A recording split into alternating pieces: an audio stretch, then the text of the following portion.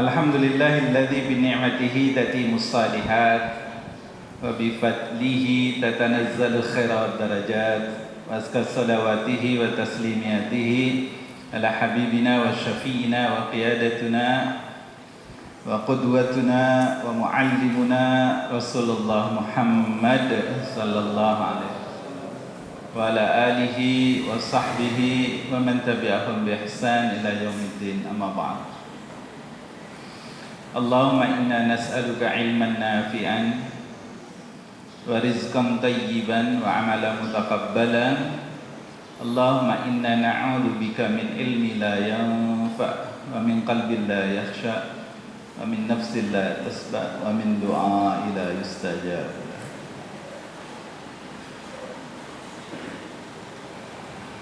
Ustaz sekalian yang kami muliakan, para pejuang pembangun peradaban, semoga Allah berkahi setiap langkah kaki, ayunan tangan, tarikan nafas ustaz-ustazah semua dalam mengajar dalam aktivitas sehari-hari. Amin ya rabbal alamin. Yang saya hormati Ustaz Musis, pengurus yayasan yang lain. Hari ini kita bicara, saya membagi pembicaraan dua hal ya. Bagian pertama kita refleksi, bagian kedua kita cerita poin apa yang harus kita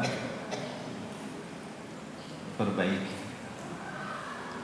Saya ingin mengajak kita pada kesempatan kali ini mentadabburi 7 ayat dalam 7-9 ayat lah ya, dalam Al-Quran insyaallah. Saudara-saudara sekalian,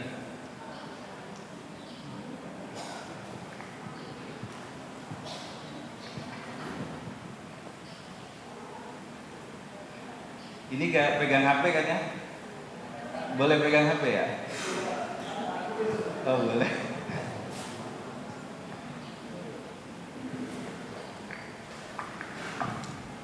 Alhamdulillah, Allah Subhanahu wa taala sampaikan umur kita ya di tahun 1446. Singkat sekali rasanya waktu ini berjalan ya.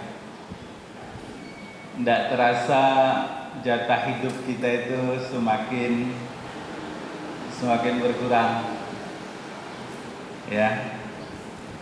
Waktu yang berlalu banyak yang kadang-kadang tidak maksimal kita pergunakan, atau bahkan kita betul-betul lalai di dalamnya. Makanya dalam Al-Quran Allah banyak sekali bersumpah atas nama waktu. Wal fajr, wad duha, apa lagi? Wal lail wal asr, wan nahar, apa lagi? Ya, sumpah-sumpah itu menunjukkan ya, kata ulama, kalau Allah bersumpah itu poinnya 3 ya.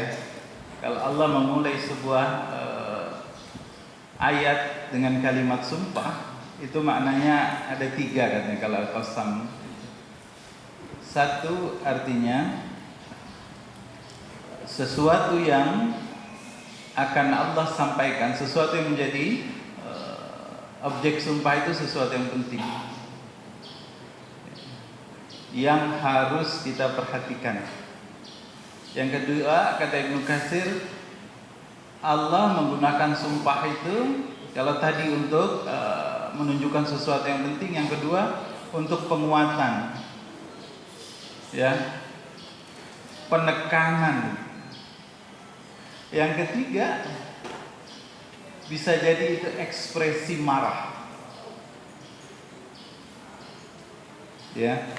Maka satu saja di banyak tempat dalam Al-Quran Allah bersumpah dengan nama waktu itu. Artinya apa? Allah ingin agar kita memperhatikan benar ayat-ayat yang Allah sampaikan sesudah sumpah itu.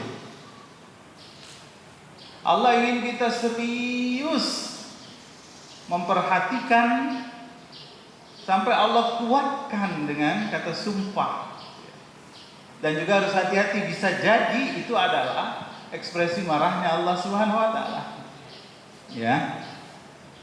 Nah, dibalik semua sumpah-sumpah Allah dengan nama waktu itu hampir seluruhnya ayat berikutnya itu ya kalimatnya kalimat positif. Hampir semua.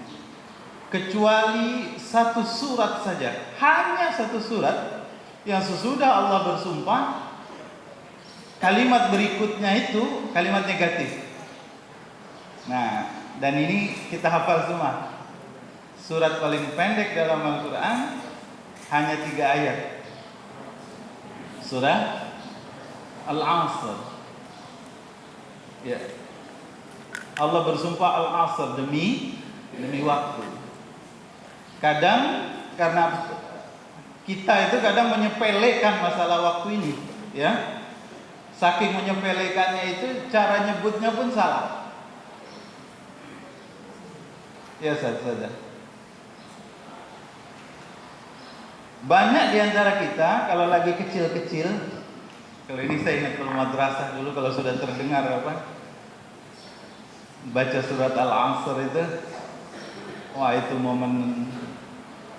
momen bahagia. Tanda balik. Apalagi kalau kita lagi serius, pada diam gurunya marah, tahu-tahu kelas sebelah wal asri gitu. Wah, itu hilang rasa takut dan gelisah itu kan. Coba perhatikan ini. Murid-murid kita, mudah-mudahan tidak kita ya. Asar itu kan ain, sad, ra. Tapi banyak yang menyebutnya ain, sin, ra. Dan kita itu waktu madrasah dulu begitu tuh. Wal asri, semangat betul lagi. Ya kan? Ada juga yang berusaha supaya benar nyebutnya, tapi ternyata enggak pas juga gitu. Ya. Kalau ini kan ya nyebutnya apa nih? Bacanya. Karena salah sebut beda arti. Ya enggak, Bu? Ustazah. Asar misal gini ya. Ini ada artinya apa nih?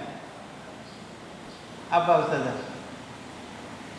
Dalam surat Al-Insyirah, inna ma'al usri, apa artinya? Kesusahan. Jadi pantas kalau awak galak susah terus. Wal asri, cocok. Demi kesusahan hidup. Asyir ya. Jus. Kalau jus oren, jus jeruk apa? Asyirul bertukar. Orang barat nggak bisa nyebut bertukar, dia bisanya pakai P. Maka Portugal jadi. Iya, karena dulu di situ banyak pohon jeruk. Negerinya siapa? Iya.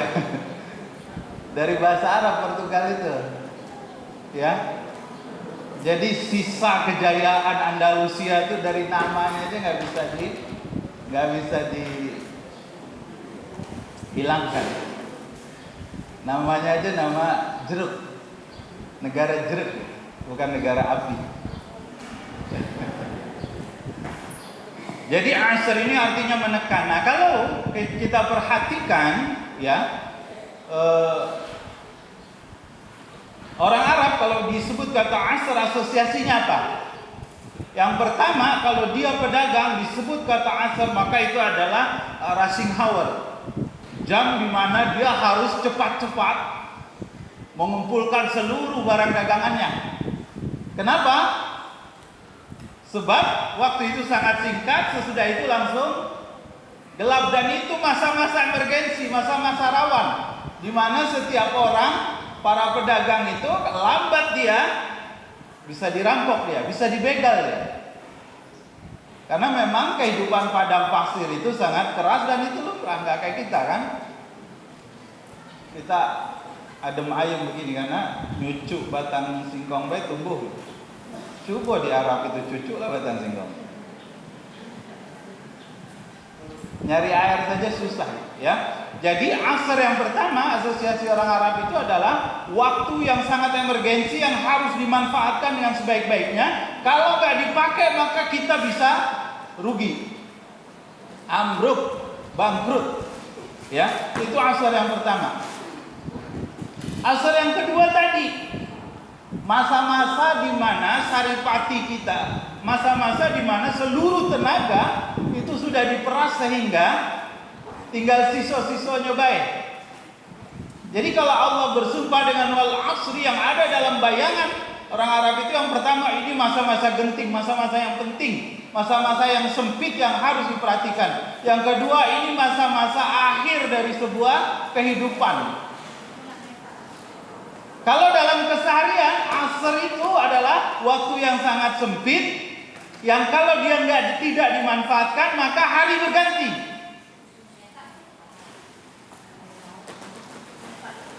Kalau penanggalan Masehi, pergantian tanggal itu jam 12 malam. Kalau penanggalan Hijriah, pergantian waktu itu di waktu maghrib. Artinya apa? Asar adalah waktu terakhir yang singkat sekali, hanya ada 2 jam, paling 2 jam lebih, 4 sampai 6. Yang kalau dia tidak dimanfaatkan dengan sebaik-baiknya, maka hari berganti. Tidak akan pernah kembali dia. Walaupun kita punya uang, kita mau bayar nggak akan kembali. Walaupun kita cerdas, pintar, pandai dengan seluruh kecerdasan kita, tetap tidak akan mampu kita mengembalikan waktu. Walaupun kita kuat dengan seluruh tenaga kita, mau kita balikin itu waktu nggak bisa.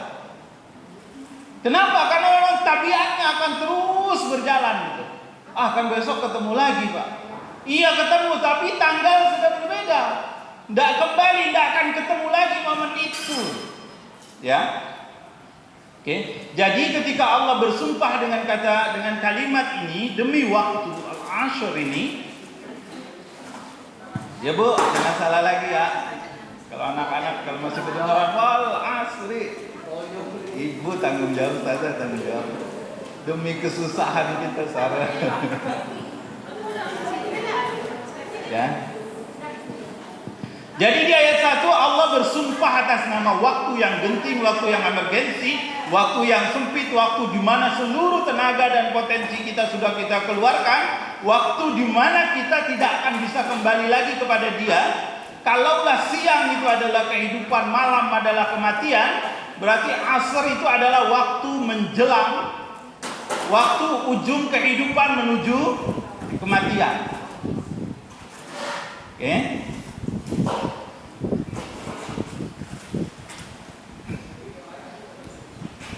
Tisu.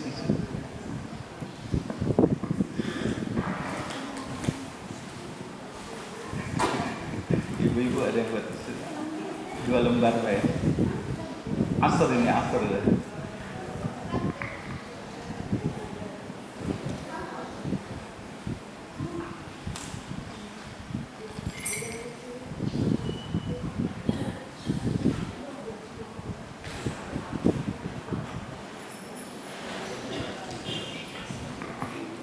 Itu yang pertama. Artinya ketika Allah bersumpah, kalau kita hubungkan dengan penjelasan Ibnu Katsir tadi, kalau Allah bersumpah, dengan sumpah itu berarti bisa punya 3 makna. Satu artinya penting, yang kedua ini penguatan dari Allah Subhanahu wa taala agar kita perhatikan betul masalah waktu ini, dan juga bisa berarti ini tanda marahnya Allah karena kita lengah atas waktu-waktu yang sudah kita lewati. Lalu Allah Subhanahu wa taala kemudian berfirman, innal insana lafi khusr. Ini bukan ngajarin ya. Anggap aja ini bahan kita lagi tenter lah. Ya. Innal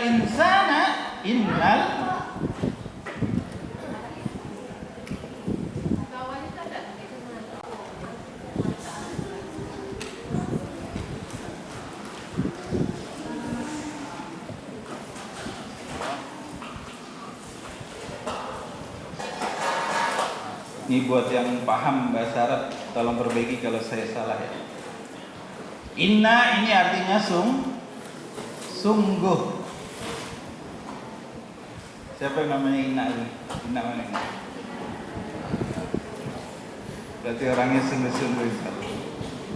Sungguh kata Allah. Jadi Allah buka dengan kalimat sungguh. Innal insana, sungguh apa? Manusia. Kalau Allah dalam satu ayat pakai kata insan, itu ingin menunjukkan person to person, tapi semuanya gitu. Alif lam ini, ma'rifah ini, dia menunjukkan semua.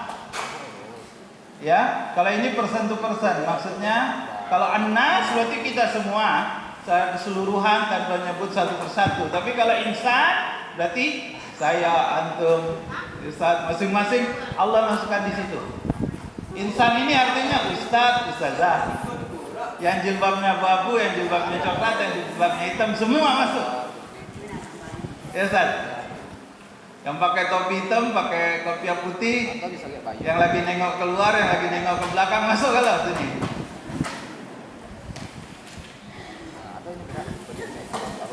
Yang berbobot, beratnya di atas 60 kilo atau di bawah 60. Masuk kalau pokoknya yang pakai kacamata, yang tidak, yang rambutnya hitam atau yang rambutnya putih. Yang hidungnya maju ke depannya atau hidungnya maju masuk ke dalam. Semua masuk. Jadi dia pejabat, dia guru, dia yayasan, dia kepala sekolah, dia semua pokoknya. Semua yang ada. Dia pengusaha, dia semua. Tanpa alif lam ini menunjukkan tanpa terkecuali. Jadi Allah bersumpah innal insana, sungguh kata Allah, ya. Artinya kan tadi kata Ibnu Katsir, kalau habis sumpah perhatikan kalimat berikutnya dengan serius. Nah kata Allah innal insana, sungguh semua manusia one by one, satu demi satu, kita lafi, betul-betul. La ini lam takkid, artinya apa ini? Lam penguat ya, lam takkid, lam penguat. Fi ini di dalam. Sungguh semua manusia betul-betul. Nah, coba bayangkan. Di sini sudah pakai sungguh, di sini Allah takkid lagi pakai lam. Jadi dua kali ketika Allah cerita tentang waktu ini. Sambil kita membayangkan waktu-waktu malam kita yang habis kita pakai untuk lihat HP, waktu-waktu bangun tidur menjelang subuh, misalnya gitu ya. Atau waktu-waktu siang yang kita habiskan lihat sosial media, hal-hal yang tidak perlu kita komentari gitu kan. Sungguh kata Allah, semua manusia betul-betul fi, di dalam. Husrin. Tanwin ini nakirah. Nakirah ini artinya dalam segala urusan. Oke? Ya, urusan di rumah, urusan di tetangga, urusan di tempat kerja, urusan di masjid, urusan di mana-mana, di jalan segala macam. Atau urusan sosial, ekonomi, budaya. Pokoknya segala urusan. Makna pertama dari nakirah di kalimat ini. Kenapa nggak pakai hosaro, satu kerugian saja? Karena Allah ingin tunjukkan bahwa memang betul kita dalam banyak urusan itu rugi.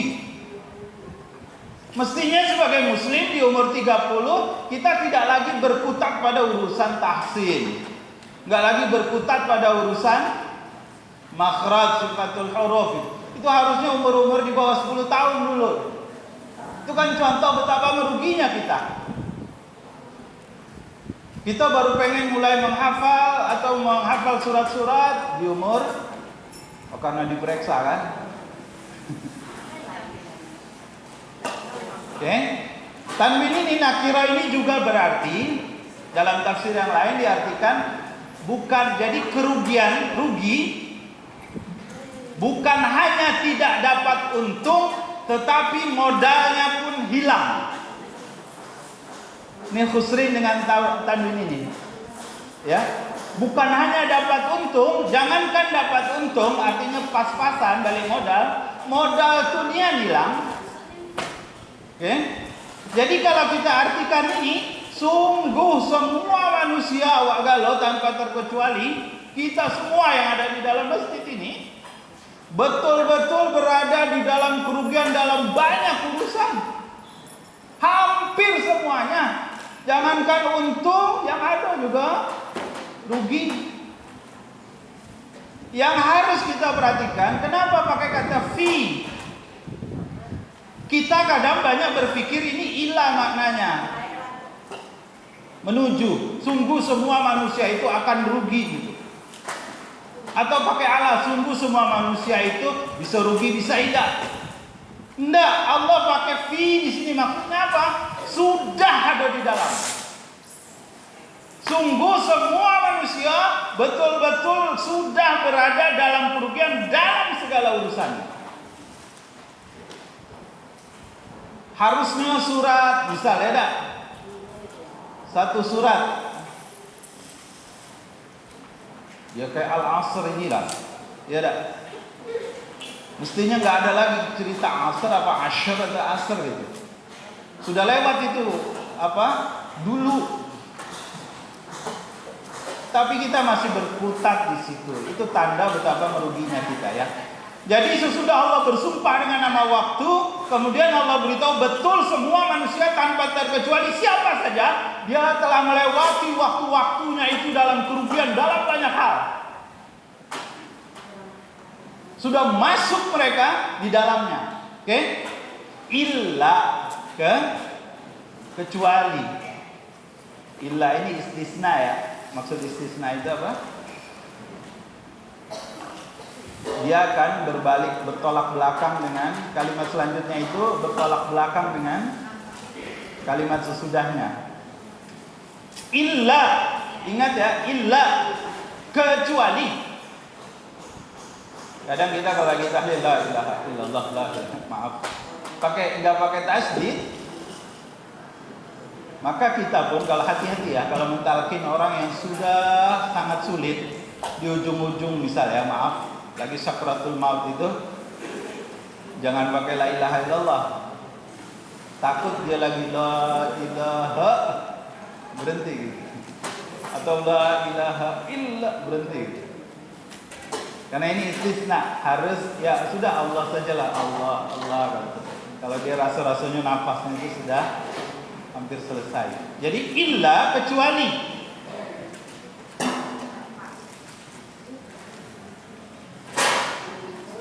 Ingat dan ini yang harus kita perbaiki cara kita berpikir kata ulama tafsir. Perhatikan betul-betul nih. Surat ini cuma cerita tentang orang yang tidak merugi. Saya ulang, ini ditekankan dalam banyak tafsir. Surat ini cerita tentang orang yang tidak merugi. Bukan cerita untung. Belum cerita orang yang untung. Ini baru cerita tentang orang yang gak rugi. Oke? Siapa orang yang tidak merugi itu? Satu, orang-orang yang amanu. Ini kan bil maji ya, amanu ini betul. Artinya apa? Dia harus sudah beriman.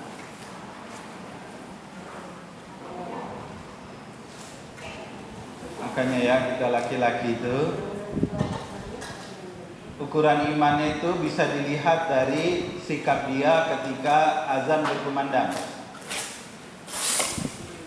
Kalau azan berkumandang kemudian langsung timbul Allah atau memanggil dia langsung datang ke masjid, itu berarti bagus imannya. Kalau dia lagi terdengar azan, kerjaan belum selesai, terus dia ya kita dengarkan dulu azan bersama-sama, kita skor dulu, berarti ada sedikit belum nggak seperti Nabi. Apalagi kalau orang terdengar azan biasa baik, nah itu berarti kan sederhana mengukur keimanan itu, bermasalah loh. Cukup dari panggilan sholat karena itu tiang agama. Makanya atur betul kita semua di setiap unit, atur betul kegiatan itu, patokannya adalah waktu azan. Ya. Oke. Satu, dia beriman. Iman juga kan kata Imam Syafi'i, iqrar bil lisan wa amal tasdiq bil qalbi, iqrar bil lisan wa amalu bil bil arkan atau bil jawari. Harus 3 poin itu, ndak bisa ndak. Ya Allah Maha mendengar. Ya saya yakin Allah Maha mendengar. Tapi ngomong gawe kawan juga. Itu kan enggak sejalan antara keyakinannya dengan lisannya. Ya Allah Maha melihat, keluar masjid anak-anak kita masih gosok juga. Basing baik pakai selop. Ustadz Muksis pengalaman beliau. Pokoknya kalau ke masjid jangan pakai selop yang standar. Harus selop yang agak elok, yang di atas standar anak-anak. Supaya apa? Tidak berani dia pakainya. Allah Maha melihat, tapi begitu juga. Oke. Wa amilus salihat. Salihat. Coba perhatikan, ya. Penulisan salihatnya, ini yang paham apa? Sarafnya. Ya. Tengok di sini. Salihati. Taknya tak biasa, bukan tak marbuta. Ini kesimpulan saja nih ya, karena panjang kalau menceritakan wazan ini. Kalau dia pakai tak marbuta, salihati di sini, itu artinya seluruh amal soleh. Kalau pakai tak biasa, ini berarti jamaknya jamak qalil. Antara 2 sampai 10. Boleh 3, boleh 4, boleh 5, boleh 6, boleh 7.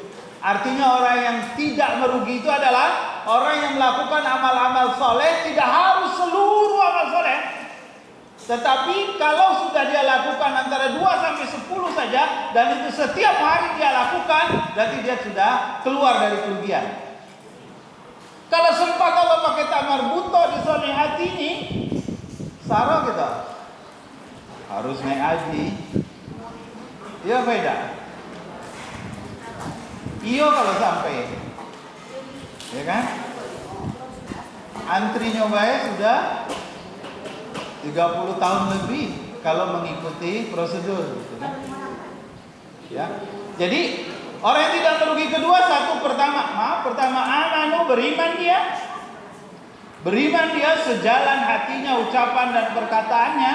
Yang kedua dia mengerjakan amal-amal soleh, tidak banyak tapi dia punya amal unggulan setiap hari.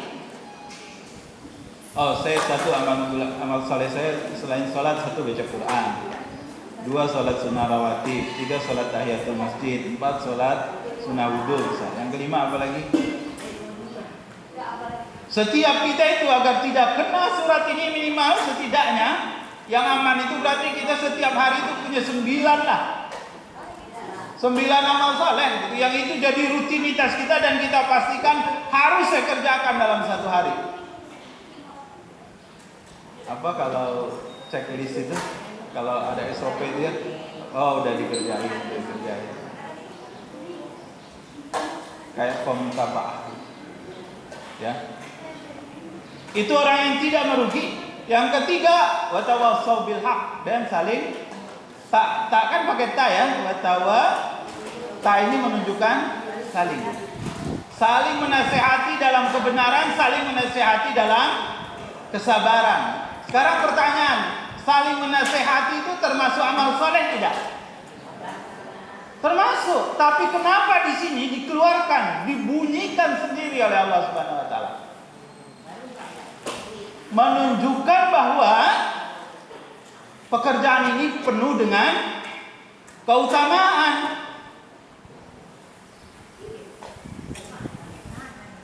Wattaqu fitnatan la tusibanna alladziina zalamu minkum khass. Ketika surah itu turun, di tafsirnya dijelaskan tentang suatu Allah menyuruh malaikat, ya, takutlah kamu kepada fitnah yang tidak hanya menimpa orang-orang yang zalim saja, gitu kan, di antara kamu, tetapi bisa jadi semuanya. Penjelasan di tafsir itu kan cerita tentang Allah perintahkan malaikat menghancurkan satu kaum. Ketika malaikat hancurkan, ternyata di desa itu ada satu orang ahli ibadah, sehingga Allah malaikat kemudian melapor lagi sama Allah. nggak jadi. Allah ada ahli ibadah di situ. Apa kata Allah? Hancurkan. Apa kata Allah? Di cerita ini, hadis ini, hancurkan kampung itu mulai dari rumah ahli ibadah itu. Artinya apa? Kalau cuma beriman, satu, hanya melakukan amal soleh, dua, tapi kemudian dia tidak berdakwah, dia tidak menasehati, saling menasehati, tidak hanya mau menerima atau hanya menasehati saja tapi tidak mau mendengar nasihat, ya, atau sebaliknya minta dengar aja nggak mau menasehati, berarti masih rugi kita. Dan menasehatinya harus dengan kesabaran. Oke? Nah, penutup bagian pertama ini. Ustaz, yang ngantuk-ngantuk nih, apa berdiri kita? Saya udah keringetan soalnya. Apa yang menarik? Coba perhatikan. Illal ladzina amanu wa amilus shalihat wa tawassaw bil haqqi wa tawassaw bis sabr. Waw ini namanya waw.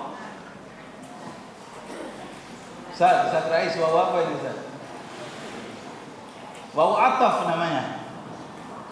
Waw ataf itu artinya bukan urutan, tetapi harus dikerjakan bersamaan. Oke? Maksudnya apa? Akan merugi seseorang kalau keempat-empatnya tidak dia kerjakan. Rugi berarti dia masih. Ini harus duduk nih tafsir ini. Artinya kalau seorang muslim, dia beriman, dia beramal saleh, dia menasehati dalam kebenaran tapi dia tidak sabar, belum sempurna, masih rugi dia. Ditekankan betul dalam beberapa tafsir saya baca bahwa empat-empatnya harus ada, nggak boleh kurang satu pun. Kalau kurang satu berarti dia masih masuk merugi. Orang beriman harus disempurnakan imannya dengan amal soleh. Amal solehnya harus dilengkapi lagi dengan saling menasehati. Saling ingat. Suami sama istri, suami terus yang menasihati istrinya, enggak ngomong-ngomong gitu kan, karena ini jadi istri yang patuh, istri yang baik, salah. Tetap bang, ya. Atau suaminya sebaliknya, karena tergabung dalam istri kan. Nih, ya bu, ya deh, ya gitu lah. Ya. Empat-empatnya ini ingat, saya ulangi, harus berjalan bersamaan. Jadi dalam satu hari itu iman iya, amal soleh iya, menasihati dalam kebenaran iya, menasihati dalam kesabaran iya. Sekali lagi wawunya waw ataf, harus bersamaan, nggak pakai jeda. Maksudnya hari ini iman amal soleh, besok aja deh menasihatinya, enggak, karena wawunya waw ataf. Oke? Sudah? Baik. Ustaz-ustazah, coba perhatikan. Sesudah kita merefleksikan surah ini, coba kita lihat ke belakang. Kita termasuk orang yang merugi enggak ya? Dari ukuran ini saja. Kita belum cerita untung. Ingat sekali lagi, ini belum cerita untung. Karena muflihun nanti banyak di dalam ayat-ayat lain. Oke? Al-Falah itu banyak di ayat-ayat lain. Ini tentang khasyarah, khusrin. Nah, coba lihat perjalanan hidup kita dalam sehari itu. Ada kalau libur mendap aja di kamar gitu kan. Wah, berarti siapa orang yang paling apa nih? Oh, tim humas sudah beriman, beramal soleh, selalu dia share gitu kan. Tapi nggak sabar. Sehari share, sehari enggak, berarti rugi Anda nanti. TK mana TK? Tim humas TK mana? Koordinator humasnya. Enggak kelihatan share-nya TK nih. Aku saya enggak baca. SMA, SMP, SD kayaknya kenceng. TK agak kurang nih. Cerita MPLS-nya ya. Mungkin saya yang enggak kebaca ya. Oke. Ini yang pertama. Ustazah, coba hitung lagi setahun yang sudah berjalan. Apa yang terjadi sama kita? Sudahkah surat ini kita amalkan? Kalau belum, yuk jadikan perhatian dalam setiap hari itu. Oh, subuh azan mau ke masjid. Pokoknya sebelum ke masjid itu di kantong ada duit infak karena saya pengen jadi orang penginfak pertama di masjid itu, misal gitu. Jadi sebelum sholat sunnah, sebelum tahiyatul masjid, sebelum sholat fajar, sebelum sholat subuh berjamaah itu, sebelum zikir dan sebagainya, saya pengen yang pertama infak dan orang gak lihat saya infak. 1, 2 jamaah di masjid subuh. Ya. InsyaAllah. Oke. Jadi harus sabar juga nih Ustaz Nurdin. Ngadipi anak-anak di Ma'had yang sebegini dinamisnya ya, Masya Allah. Apalagi di Ma'had Ustaz Ismail di sana ya, ada yang suka betul melantunkan suara masih ada yang melantunkan suara tangisannya sekarang. Sabar, oke? Baik Ustaz, Ustazah sekalian, ini pertama dan ayo refleksi setahun ke belakang. Udah jalan gak ini? Di kelas jalan gak? Oh saya sudah mengajar, tapi saya sabar gak ya? Oke. Allah sekali lagi asar. Ya. Asar apa asar sih? Yuk salat asar nak gitu.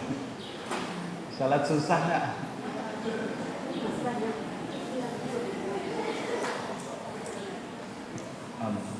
Baik, ini bagian pertama. Sekarang mari kita sudah masuk di tahun 1446. Saya mau cerita.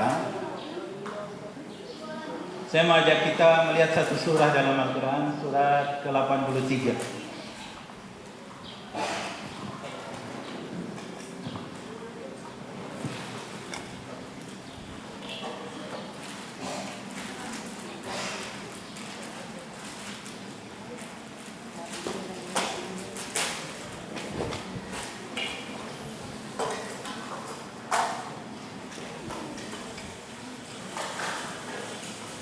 Sudah buka 83 surat apa? Surat Al-Mutaffifin.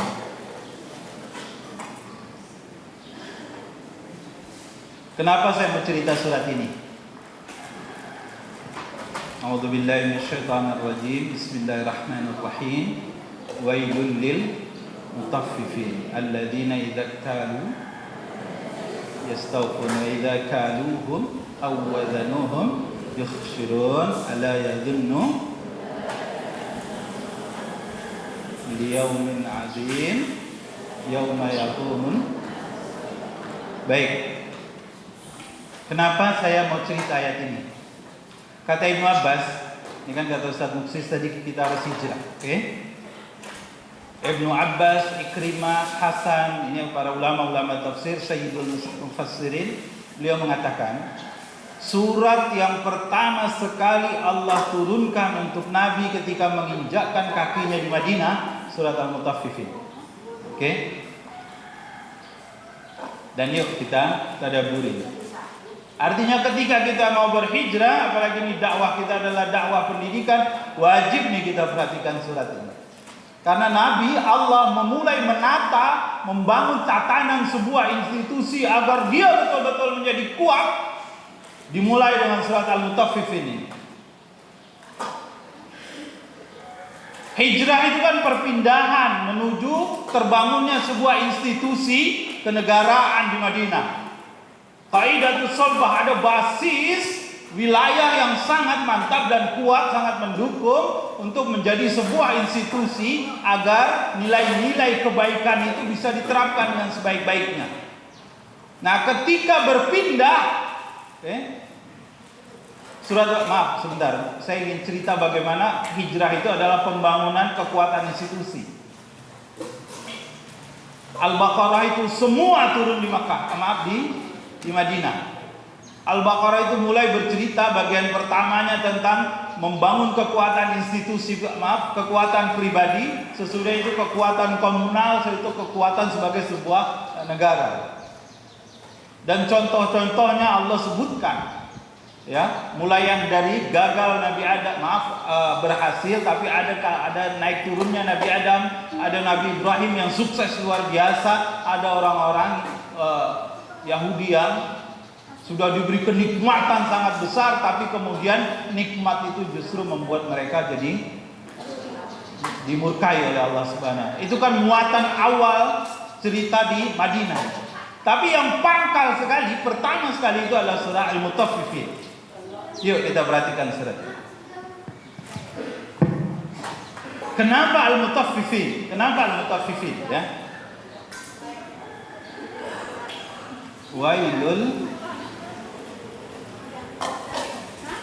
Wailun ya, bukan wailan kan? Karena beda nih antara wailun dengan wailan. Kalau wailun selamanya, kalau wailan sementara, temporal. Oke? Ini agak besar.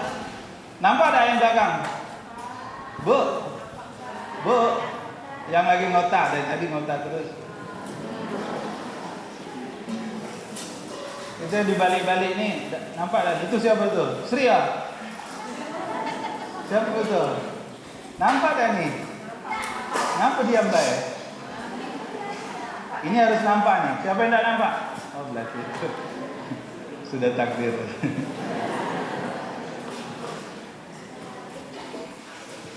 Perhatikan ya. Saya mau mengajak kita memperhatikan ayatnya pendek, tapi pesannya coba kita simak.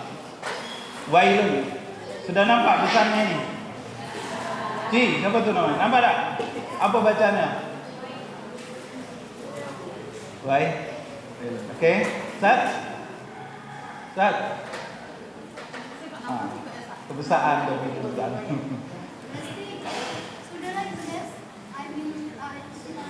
Wailul lil mutaffifin. Kita bahas satu-satu ya. Wailul lil.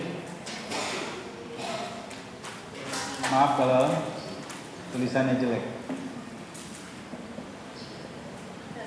Oke. Yuk perhatikan. Saya ulang, ini wahyu pertama kata Ibnu Abbas, kata Ikrimah, kata Hasan, yang turun ketika Nabi sudah hijrah. Wail lil mutaffifin, 3 kata. Oke. Kita mulai dari wailun. Wail, apa yang ada dalam pikiran kita ketika ingat kata wail? Ustaz, apa Ustaz? Wail, apa Ustaz? Ustaz, yang ngantuk-ngantuk yang tak nengok nak tunjuk ni. Apa Ustaz? Wail apa Ustaz? Apa yang antum ingat kalau disebut kata wail? Ya? Neraka. Iya. Wail, neraka. Karena nenek kita selalu cerita tu. Neraka wail kau. Cobalah kau melawan sama mak kata. Ya tak? Banyak yang pertama dalam tafsir memang dijelaskan wail itu adalah nama salah satu, bukan, nama satu lembah di dalam neraka jahanam. Yang neraka jahanam meminta perlindungan kepada Allah dari lembah itu. Ini neraka yang paling dahsyat, neraka apa? Jahanam kan? Nah, dalam hadis disebut neraka jahanam meminta perlindungan kepada Allah dari lembah ini, wail ini. Oke? Jadi sekali lagi wail itu adalah nama lembah yang ada di neraka jahanam, yang neraka jahanam sendiri meminta perlindungan kepada Allah darinya. Artinya neraka jahanam sendiri takut sama lembah. Bayangkan itu bagaimana kedahsyatannya. Bayangkan dahsyatnya kayak apa. Lawang jahanam sendiri ibaratnya preman besar gitu ya. Ada ternyata yang dia takuti. Yang kalau masuk melempar batu berapa tahun baru sampai ke dasarnya? 70 tahun. 70 tahun akhirat ya. Ini makna pertama. Jadi kalau diartikan sederhana pakai arti itu, mutaffifin ini kan orang yang apa? Curang. Maka neraka, lembah di neraka jahanam yang sangat pedih itulah bagi orang-orang yang berlaku curang. Oke? Itu makna pertama. Karena pakai makna bahwa wail adalah nama lembah di neraka jahanam. Secara kebahasaan, oke? Secara kebahasaan yang kedua. Wail ini satu orang Arab kalau nyebut kata wail itu maknanya yang pertama litaksub. Marah sekali, kecewa betul. Kita sudah pernah cerita ini ya. Kecewa sekali, litaksub, okay? Kecewa betul, marah betul, enggak punya lagi harapan pada orang itu.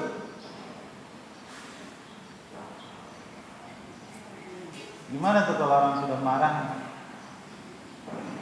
Anak ini nggak bisa diapain. Sudah jungkir balik saya ngajar, nggak berubah juga. Kan ada gitu ya orang tua, anak aku ya Allah, lah tunggang tunggit, motor sudah, mobil bisa gitu ya. Segala-galanya sudah, apa kayak permintaan dia sudah, tapi macam itu juga dia lantak. Nah, kalau sudah keluar kata lantak lah, itu sudah wail. Karena sudah kecewa, tidak tahu lagi mau ngapain. Oke, itu makna pertama litaksub. Makna kedua wail ini dari kebahasan adalah lil hasrah, menyesal. Menyesal betul. Kalau orang Arab nyebut kata wail artinya dia menyesali dirinya sendiri atau menyesali orang lain yang dia ungkapkan dengan kata wail itu. Kita pernah berbuat salah, kita pengen minta maaf, tapi orang itu sudah meninggal, gak bisa lagi kita minta maaf sama dia. Itu ucapannya wail, celakanya diri. Gak bisa lagi saya ketemu dia. Atau ada orang nikah kemudian cerai. Sekali cerai, bahasa satu masyarakat. Sekali cerai langsung talaknya talak 5. Ada Ustaz. Langsung talak 3. Padahal karena marah kita ucapkan aku talak kau talak 3. Sesudah mengucapkan itu, ya Allah aku masih cinta ya Allah. Tapi nak balik lagi, itu wail. Menyesali atas sesuatu yang sudah terjadi tapi tidak bisa diperbaiki, itu wail. Oke? Paham? Paham? Itu secara kebahasaan. Jadi, kalau ada orang mengucapkan kata wail, itu maknanya dua tadi. Satu litaksub, marah, kecewa betul, kecewa sekali. Atau yang kedua tadi menyesali sekali. Sudah? Paham? Sekarang pertanyaan, siapa yang mengucapkan wail ini? Allah. Kebayang enggak kalau Allah mengucapkan wail ke kita? Nauzubillah min dzalik, ya Allah, Allah marah betul sama kita, Allah kecewa betul sama kita, Allah menyesali betul kita. Sudah diberi nikmat, sudah diberi kegagalan, gagah, cantik, mantep pokoknya. Motor baru, apa lagi? Baju baru, kelas baru, murid baru, meja pun baru. Subhanallah. Ngangkat dewek. Tapi ada yang salah di video itu. Karena antum nyeret meja dan kursi, itu salah cara kaidah.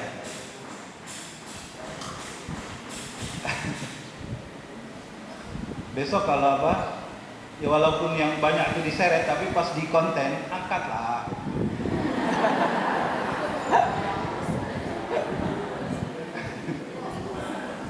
Yang marah itu Ustaz Samsu. Aku beli keramik ini mahal-mahal. Oke.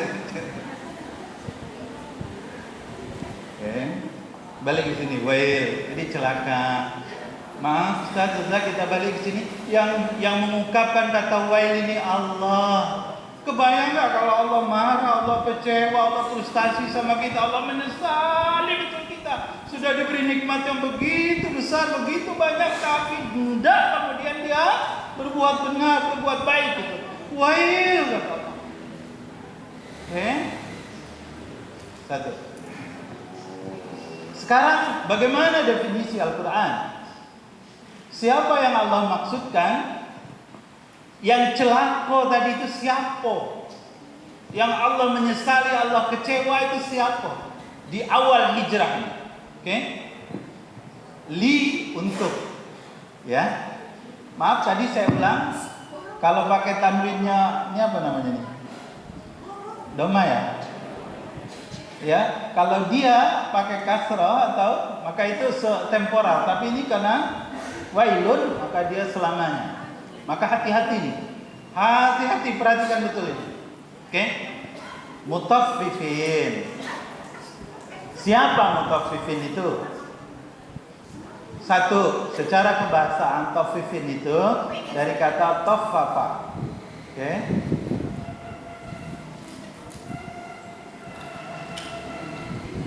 Apa arti taffafa? Perhatikan makna ini supaya kita tahu konteksnya nanti secara luas dalam kependidikan seperti apa. Ya, taffafa satu artinya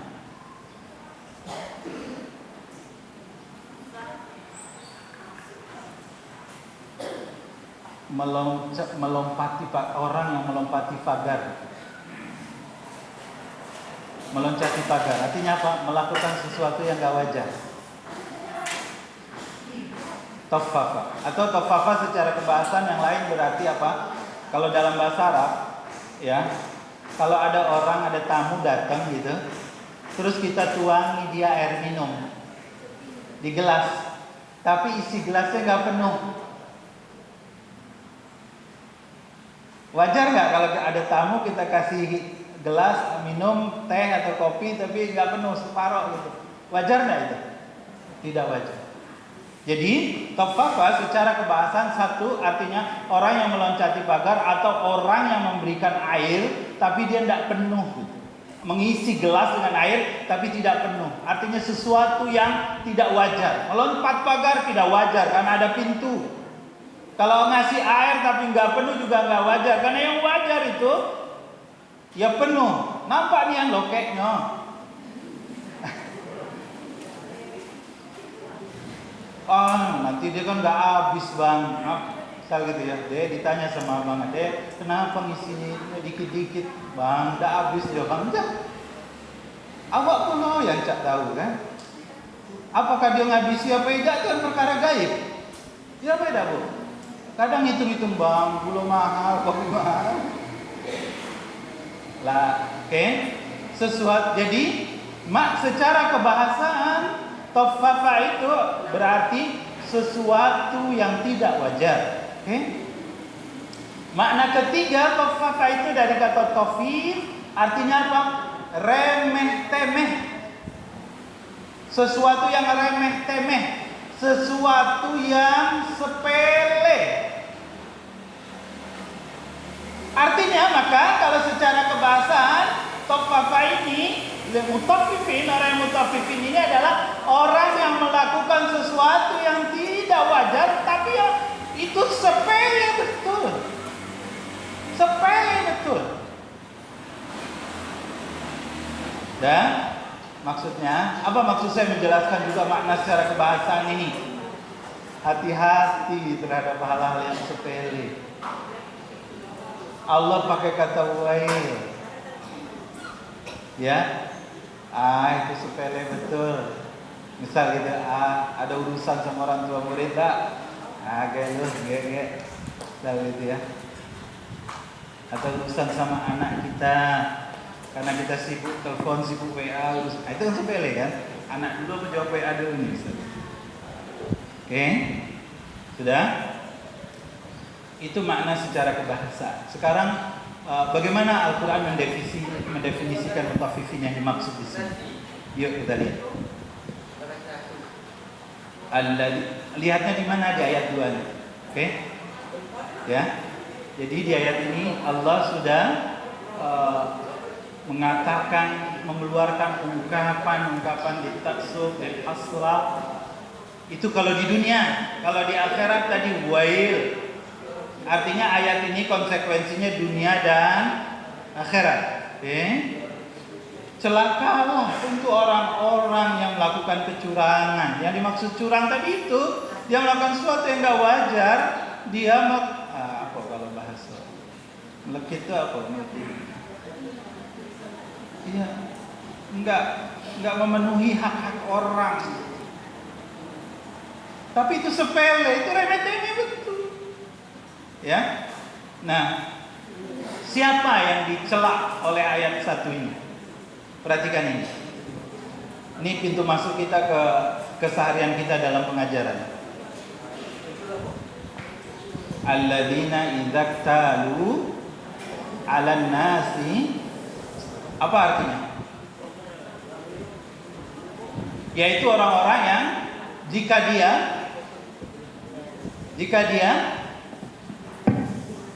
jadi, maaf, saya mulai apa? Saya cerita sebab nuzulnya dulu. Jadi ini surat berkenaan sebab nuzulnya dengan orang namanya Abu Juhainah. Ada Juhainah di sini. Hati-hati jangan kasih nama Juhainah ya. Yahudi. Ya, di Madinah. Dia pedagang. Dia dalam berdagang punya 2 kailan, timbangan. Satu timbangan besar, satu timbangan kecil. Timbangan besar ini presisi dia sampai ke gram, sampai ke on, sampai ke gram-gramnya presisi. Kalau timbangan kecil, ya beda-beda tipis. Padahal ternyata dalam timbangan kelihatannya tipis, tapi itu kalau pakai timbangan besar tadi kelihatan berapa gramnya selisihnya gitu. Oke? Abu Juhainah ini kalau dia membeli pada orang lain, kalau dia beli dari distributor, kalau ada orang nitip ke dia, maka dia pakai timbangan besar. Supaya apa? Dia nggak mau dirugikan sedikit pun juga mau. Segram nggak mau dia berkurang, harus pas. Oke? Tapi kalau dia jual, dia pakai timbangan kecil. Nggak kelihatan selisih on gramnya itu nggak kelihatan. Paham? Nah, itulah yang dilakukan oleh Abu Juhainah. Dan itulah sebab surat ini turun. Karena perilaku, jadi yang ini diperbaiki pertama sekali oleh Nabi SAW. Allah lewat Nabi SAW dalam sebuah komunitas itu adalah perilakunya nih. Ya, jadi Abu Juhainah ini kalau dia nimbang, kalau dia beli, alladzina idzaktalu 'alan nasi yastawfun. Itu kalau dia jual ya. Apa artinya? Maaf, siapa yang baca terjemah? Ustaz Ismail? Ada terjemahnya. Kalau dia menerima takaran, 'alan nasi yastawfun. Kenapa pakai ala di situ, bukan dia pakai mina? Harusnya kan dari manusia. Alladzina idzaktalu bukan 'alan nasi tapi minan nas. Maksudnya begini. Kalau ibu beli ditimbang, tahu-tahu nengok timbangannya kurang. Apa yang ibu lakukan? Harus dipasi, Pak. Jangan kurang-kurang, Pak, boleh. Kan gitu dah. Sesudah dipasi di lain kesempatan apalagi pas nih. 'Alan nas, ala. Maksud di atas, kan ala itu kan artinya apa? Kita ingin mengintervensi si penjual ini. Tambahin dong walaupun dikit. Gak mau dia ngambil sangkai AC belakang, kita lempar bawang di situ, kita lempar bawang putih, misalnya gitu ya. Ala pokoknya intervensi. Itu perilaku manusia, perilaku kita betul. Ketika itu kepentingannya untuk kita harus penuh, ya harus terpenuhi, harus sempurna. Itu tabiatnya Abu Juhainah. Tapi ketika dia menjual, ayat 3 berikutnya itu, nggak mau dia, pokoknya Jadi ketika beli dia nggak mau rugi, ketika jual ya dia nggak mau rugi sedikit pun ini. Kalau dia jual dikurang-kurangin sama dia, dikurang-kurangi, ya. Perilaku inilah yang dicela oleh Allah Subhanahu wa taala. Padahal remeh sekali kan? Coba bayangkan, beratnya 1 kilo, ya anggaplah beratnya 10 gitu. Karena pakai timbangan yang pas 9,99 nggak mau kita terima. Sama lah macam kita ngisi bensin tuh, ya dah. Nengok di argonya itu, belum pas itu. Pas lebih, tidak mau kita bayar lebih. Salah kau dewek, apa dilebihkan? Gitu. Perilaku kita itu kan, kalau hak kita ingin dipenuhi sempurna, tidak mau kurang sedikit pun, kalau perlu ditambah. Tapi kalau cerita kewajiban, remeh-temeh. Balik ke mutaffifin ini. Oke? Sudah? Jadi Ustazah sekalian, ayat ini memang iya cerita tentang perilaku ekonomi orang Yahudi saat itu. Dan itu yang ingin diperbaiki oleh Nabi Sallallahu Alaihi Wasallam. Dan sesudah turun surat ini, maka apa yang terjadi sejak saat itu sampai berikutnya di Mekah, di Madinah, pasti takaran itu nggak pernah kurang. Sampai nanti kita ingat cerita siapa Imam Mazhab yang pedagang yang cerita kainnya itu, Imam Hanafi ya. Dia kan bos. Dia pesan sama anak buahnya, ini kain rusak, ini kain bagus, ini jual pakai harga segini karena bagus, ini ada cacatnya sedikit, jual pakai harga segini. Gak tahu pada anak buahnya menjual yang cacat itu dengan harga barang sempurna. Akibatnya apa? Marah kan Imam Hanafi. Dia suruh anak buahnya ini cari orang itu sampai ketemu, balikin duitnya. Itu contoh bagaimana Madinah kemudian betul-betul menjadi kota iman. Yang namanya hak orang lain harus dipenuhi. Kewajiban kita harus kita tunaikan. Walaupun itu remeh-temeh. Walaupun itu sepele, cuma 0,000 gram misalnya. Ya. Enggak, ini yang dimaksud oleh ayat itu. Sudah?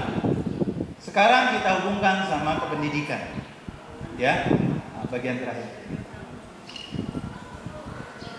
Apakah ayat ini cerita tentang pendidikan saja? Cerita tentang perdagangan saja? Seluruh ulama tafsir yang menjelaskan tentang ayat ini sepakat tidak.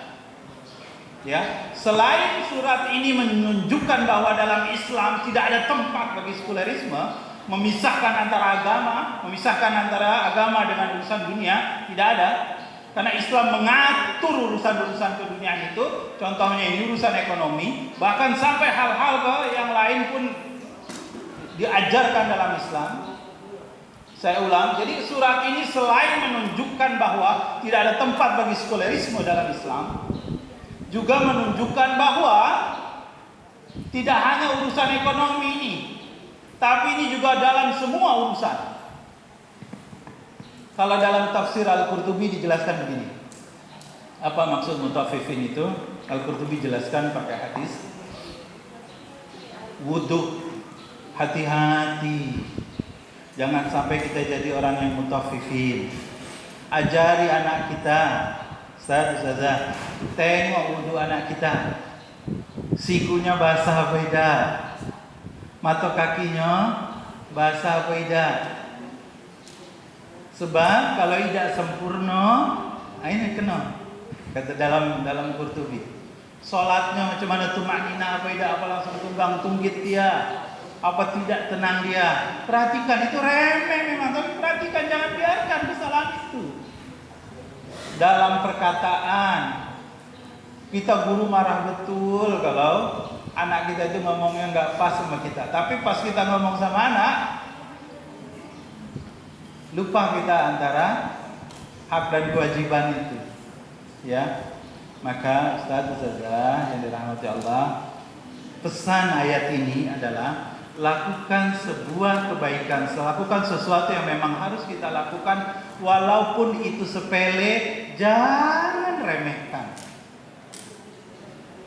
Maka ketika bertemu orang tua murid, Saya nggak mau anggap sepele ini, walaupun dia bukan wali murid saya lagi, tetap kita senyum. Oh, anak baru datang walaupun kita lagi nggak enak badan, lagi sakit perut atau pusing sedikit atau beras rumah, misal itu ya, urusan dapur asapnya ini sudah. Sanadin ada dapur antum? Dapur antum berasap terus ya? Belum dapur si dapur umum tetap berasap. Kepala rumah tangga mikir dapur misal gitu ya? Enggak. Tetap ketika di sekolah itu berarti harus senyum kita. Sederhananya begitu, Bu. Presisi kalau bahasa polisi itu kan. Letakkan sesuatu secara proporsional.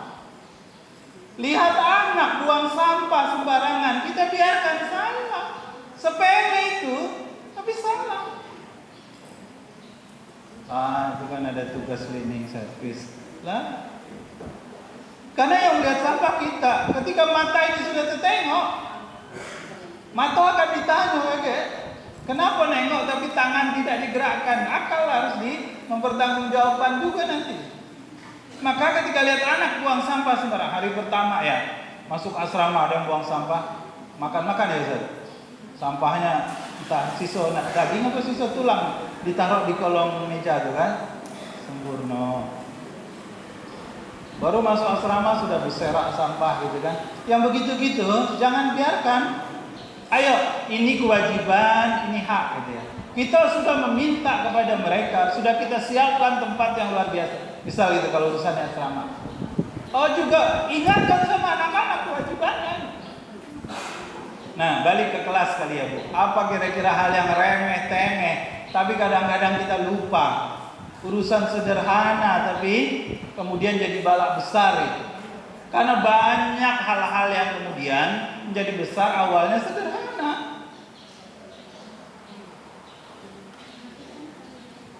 Ada kemarin itu di depan SPBU Simpang Maya Nusa Indah itu ya, ada kecelakaan saya lihat di di media sosial ya. Memang media sosial ini kencang juga ya.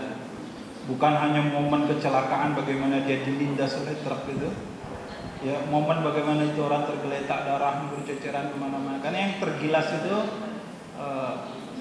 entah lehernya entah apanya gitu ya, wafat di tempat pokoknya. Itu sepele sekali ternyata sebabnya. Kenapa? Nggak hanya coba kalau yang masing-masing menahan gasnya gitu ya. Semuanya pengen duluan. Akibatnya yang kalah yang paling kecil. Ya kan?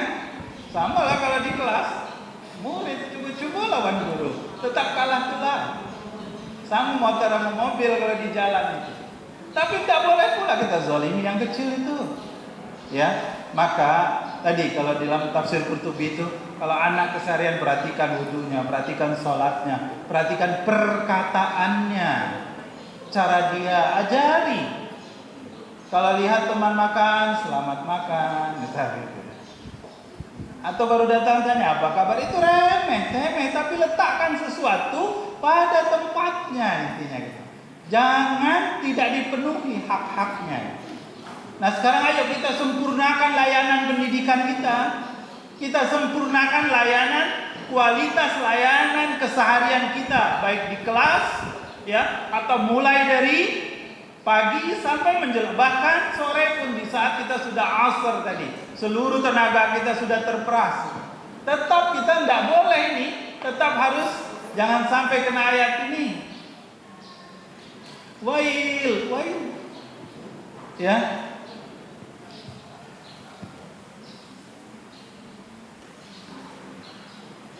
Marah sama anak boleh nggak? Boleh nggak saja?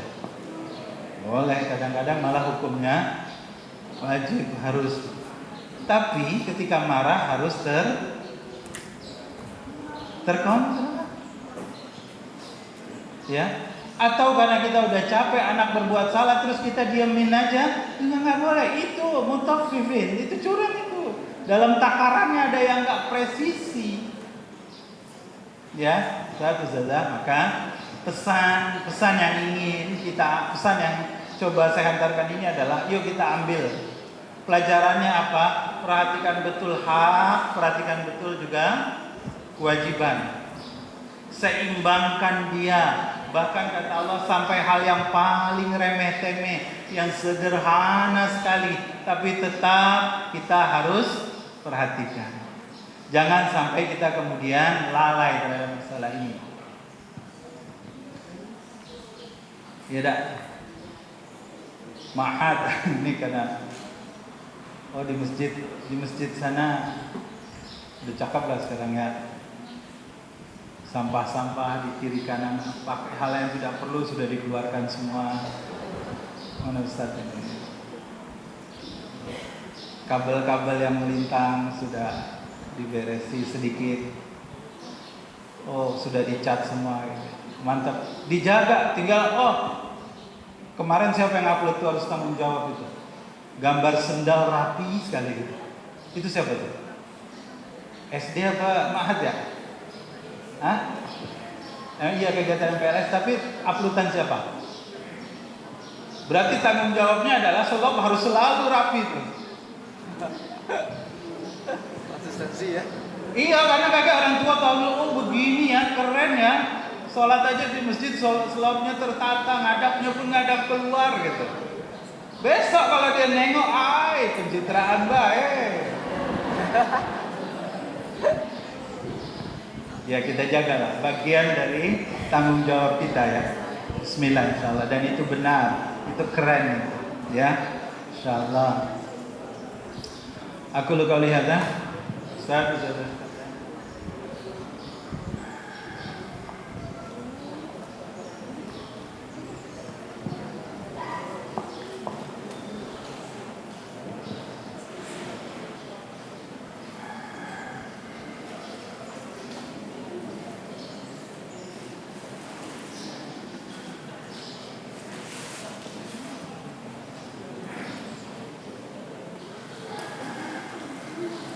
Jadi Ustazah, pesannya adalah, catatannya adalah, jangan lagi kita punya mental tatfif ini. Setiap kita, Ustazah, setiap kita, saya, kita semua, yuk kita hilangkan mental tatfif, mental curang, ya, mental yang hanya ingin hak-hak kita dipenuhi tapi kewajiban tidak kita laksanakan secara sempurna. Kita menganggap sepele ketika kewajiban kita ada yang kurang-kurang dikit, itu kan cuma dikit. Al-Quran tidak ajarkan begitu. Ya. Perhatikan ayat 4 ya. Ala yazunnu ulaika, mereka mengira, orang-orang yang berbuat tatfif itu, apakah dia tidak menyangka bahwa dia nanti akan bertemu dengan hari kebangkitan. Di situ Allah pakai yazunnu, pakai zan. Ya. Apa beda zan sama syak?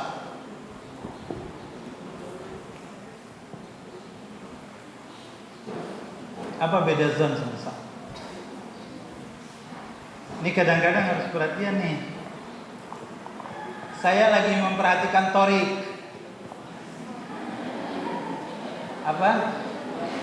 Torik 2 bulan sudah. Ustaz Budi, udah habis ya? Sampai jam berapa? Udah ya?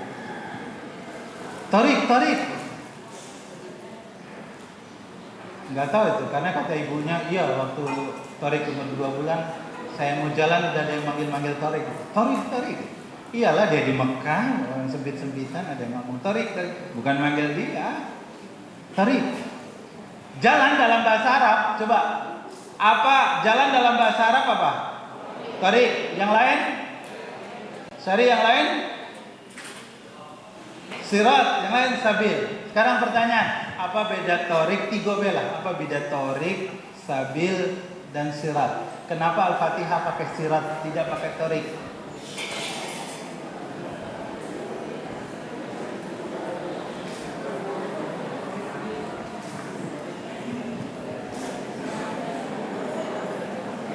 Bu, apa bu? Hadiahnya ini naik haji nih, jika mampu. Tarik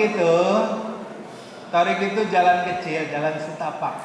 Minta jalan dikit gitu, itu tarik. Jadi kalau ada jalan setapak, itu tarik. Kalau sabil, bu, sabil itu yang mana? Nih keluar sekolah tuh, keluar gang, kan ada simpang, banyak jalannya kan? Mau lurus bisa, mau ke bawah turun bisa, itu sabil namanya. Jalan yang banyak pilihan, bisa belok-belok. Kalau sirat itu jalan tol yang di kiri kanannya dipagar, tidak bisa keluar, nak lurus tulak. Itu sirat namanya. Makanya dalam Al-Fatihah itu sirat. Ihdinas siratal mustaqim. Satu cuma jalannya. Ya. Nah, sekarang balik zon sama syak apa?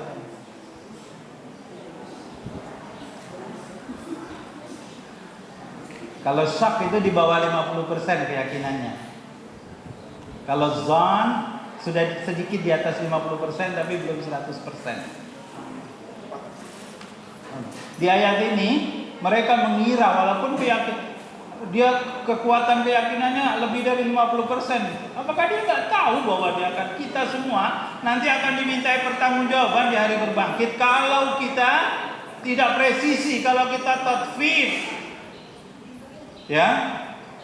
Maka yuk, waktu terus berjalan. Tadi selain kita hiasi hari-hari kita dengan iman, dengan amal salihat, kemudian dengan saling menasehati, tawassaw bil haq dan juga tawassaw bis sabar, maka sekarang ikuti di Hijriah ini, di kelas, di sekolah, di lingkungan belajar kita, di masjid, di asrama, di mana saja, yuk tinggalkan mental tatfif itu. Jadikan semuanya itu presisi pada tempatnya, walaupun hal itu sepele, remeh-temeh. Ya. Allahu a'lam bishawab. Aqulu qouli hadza wa astaghfirullah wa lakum. Subhanakallahumma wa bihamdika asyhadu an la ilaha illa anta astaghfiruka wa atubu ilaik. Assalamualaikum warahmatullahi wabarakatuh.